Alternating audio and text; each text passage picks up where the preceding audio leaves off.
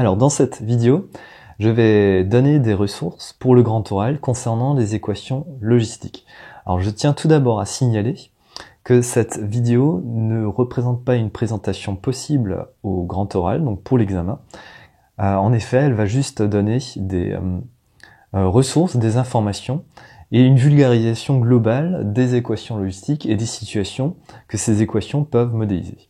Alors dans cette vidéo, je vais suivre le plan suivant. Je vais d'abord présenter les équations logistiques. Ensuite, j'expliquerai les modèles de Malthus et Verhulst. Dans une troisième partie, je donnerai une résolution de l'équation logistique donnée dans la partie 2. Dans la quatrième partie, je donnerai une application en économie. Et enfin, dans une cinquième partie, j'ouvrirai un petit peu le thème en donnant d'autres sujets d'études possibles.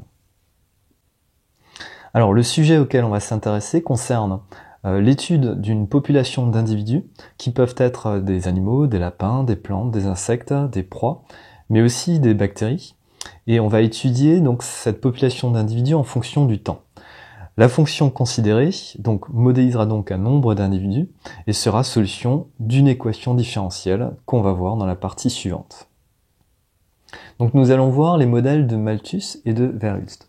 Donc Thomas Malthus est un économiste britannique de la fin du XVIIIe siècle et du début du XIXe, donc qui a proposé donc un modèle d'étude de population.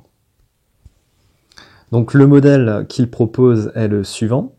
Donc si on a donc l'équation différentielle y' égale à y, où y désigne donc une population d'individus en fonction du temps. Donc nous savons que les solutions de cette équation différentielle s'écrivent sous la forme c fois exponentielle de at, et si y0 est la valeur de y au temps t égale à 0, eh bien on trouve que la constante c vaut justement y0, et donc que la fonction y sera égale à y0 fois exponentielle de at. On peut alors représenter les solutions de cette équation différentielle si y0 et a sont des réels fixés, avec a un réel strictement positif. L'allure de la courbe sera alors la suivante, on aura une croissance donc exponentielle. Donc ce modèle considère qu'une population d'individus évolue dans un milieu sans qu'il y ait de prédateurs. Donc autrement dit, la population d'individus va augmenter tout le temps avec une croissance donc exponentielle. Nous allons maintenant voir le modèle de Verhulst ou modèle logistique. Donc Pierre-François Verhulst est un mathématicien belge du 19e siècle qui a travaillé sur les dynamiques de population. Donc le modèle qu'il propose est le suivant. Donc on a une population donc qui vérifie l'équation différentielle y' égale à y, donc ça c'est le modèle de Malthus, et il va rajouter donc ou plutôt il va enlever un terme, il va rajouter le terme by carré. Alors ce terme by carré sortira d'où? Eh bien ça sortira du fait qu'il y a par exemple des prédateurs qui vont limiter la croissance de la population que l'on étudie. Et on peut modéliser l'influence de ces prédateurs par un terme moins by carré par rapport au taux d'accroissement. Cette équation, on la retrouve aussi sous la forme suivante. On la retrouve aussi sous la forme donc y' égale à donc ay, facteur de 1 moins y sur k, où k est une constante appelée constante de capacité d'accueil. Alors nous montrons dans la partie suivante que les solutions de cette équation différentielle peuvent s'écrire sous la forme donc que je vais donner ici, donc k sur 1 plus donc une constante qui sera k sur y0 moins 1 fois exponentielle de moins at. Voilà, donc solution qui a l'air un peu compliquée.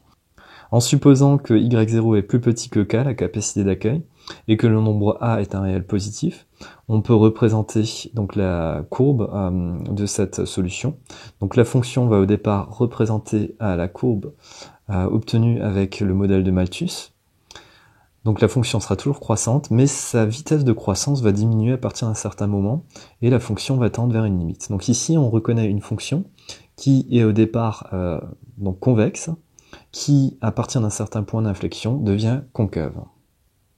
Et cette fonction, lorsque t tend vers plus l'infini, donc à long terme, va tendre vers k, qui correspond en fait à la capacité d'accueil.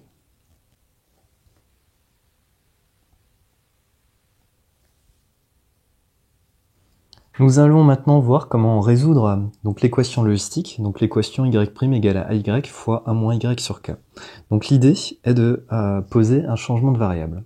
Donc changement de variable qui est le suivant. On va poser la fonction z, donc égale à 1 sur y. Autrement dit, on a que y est égal à 1 sur z. On va alors calculer y', donc qui sera la dérivée de 1 sur z. Et donc ça, c'est une formule de dérivation que l'on connaît. On sait que c'est moins z' sur z au carré. Donc maintenant, on reprend l'équation différentielle de départ, qu'on va appeler équation E. Et cette équation E sera équivalente à quoi? Eh bien, on remplace y' par moins z' sur z au carré. Y, on va le remplacer par 1 sur z. Et on le remplace aussi donc dans la parenthèse. Donc on aura 1 sur z sur k, donc on dit 1 sur k fois z. Voilà. Maintenant, on va multiplier partout par z au carré, donc à gauche et à droite. Donc à gauche, il nous restera juste moins z'. Et à droite, il nous restera quoi? Eh bien, il nous restera az, facteur de 1 moins 1 sur kz.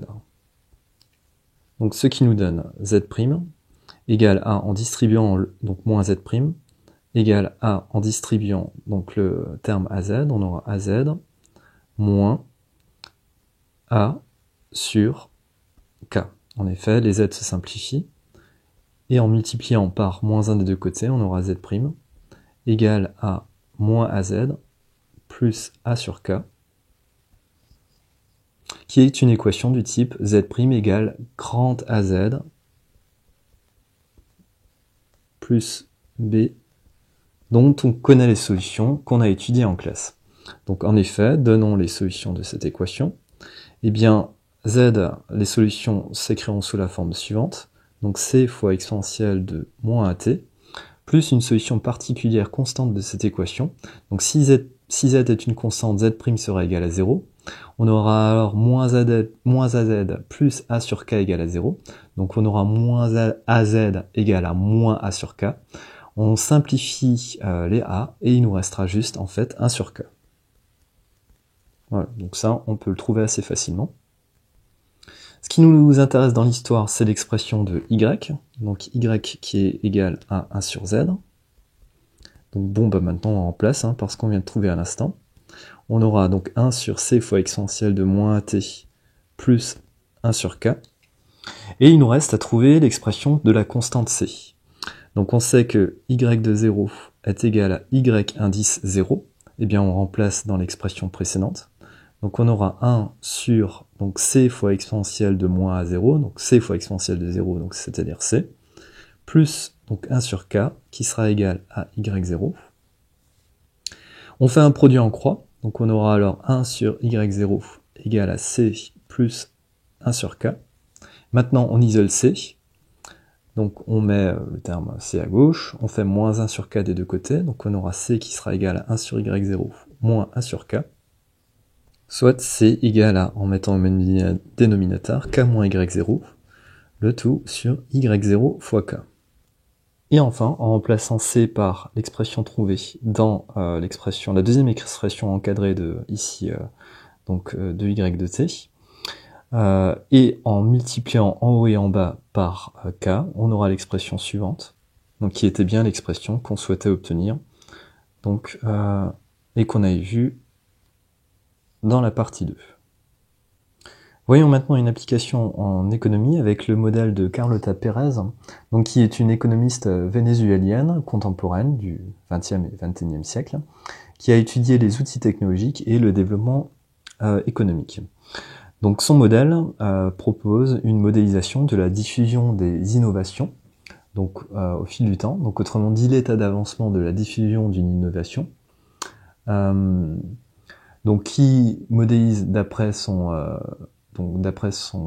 thèse, donc l'évolution de la diffusion des chemins de fer, des ampoules électriques, de la voiture Ford T et des outils numériques en général. Donc dans ce modèle, il y a deux grandes phases. Il y a tout d'abord la période d'installation, dans laquelle il y a deux sous-phases. Donc tout d'abord l'irruption, ou la disruption, c'est-à-dire la mise à disposition d'un nouvel outil, que ce soit technologique ou industriel. Ensuite, ce qu'elle appelle la frénésie, donc c'est-à-dire la phase recherche et développement, où on a la mise à disposition d'un outil au grand public. Ce qu'on appelle ensuite un turning point, donc ou point d'inflexion, vu que vous avez remarqué que la fonction est tout le temps croissante, et au départ elle est ici convexe, donc avec une croissance qui est rapide. En ce point, la dérivée, dérivée seconde s'annule, et la fonction devient ici concave, ce qui signifie que la vitesse de croissance commence à diminuer. Donc on entre alors dans la période de déploiement, avec une première sous-période qu'elle appelle la synergie, et enfin une deuxième sous-période qu'elle appelle la maturité.